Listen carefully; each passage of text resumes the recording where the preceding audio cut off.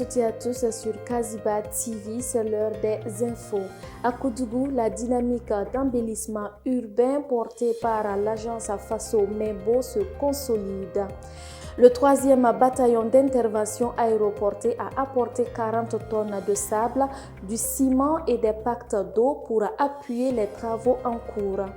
Plus de 200 000 m² de pavés ont déjà été posés grâce à une forte mobilisation citoyenne. Cette synergie entre forces de défense et population locale traduit une volonté commune d'accélérer la modernisation de la ville avant l'extension des actions à Rio, Léo et Sapuy. Toujours dans la dynamique du développement du Burkina Faso, le ministre de la Construction de la Patrie, Mikaelou Sidibé, a effectué une visite pour constater la fin des travaux de nettoyage de l'autoroute Ouagadougou-Bobo-Dioulasso.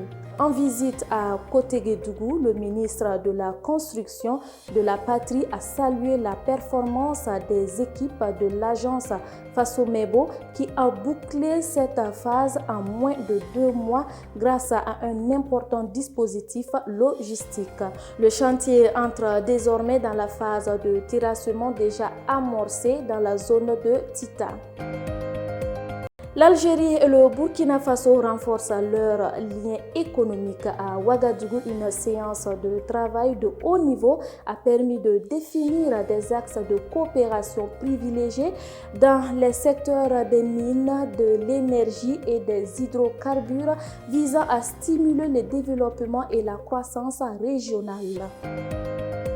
Le président nigérien, le général d'armée Abdourahmane Tiani, a quitté Niamey pour Alger dans le cadre d'une visite de travail et d'amitié. Il est accompagné de plusieurs membres du gouvernement, dont les ministres de la Défense, des Affaires étrangères, du pétrole et de l'énergie. Ce déplacement vise à consolider la coopération entre le Niger et l'Algérie. Le Mali renforce son intégration régionale. Lors du Conseil des ministres, le pays a ratifié les protocoles de la Confédération des États du Sahel sur le développement, la diplomatie, la défense et le fonctionnement des parlements confédéraux. Cette décision consolide la coordination des politiques nationales et la sécurité collective dans la région. Le sommet de l'Union africaine s'est clôturé le 15 février avec des mesures phares visant à renforcer la paix, la sécurité et le développement sur le continent. Les dirigeants africains ont notamment adopté des initiatives pour la prévention des conflits, la sécurité alimentaire, l'intégration économique, la santé publique et la promotion de la bonne gouvernance. Mesdames et messieurs, c'est tout pour ce Kaziba News. Merci de l'avoir suivi. À très bientôt.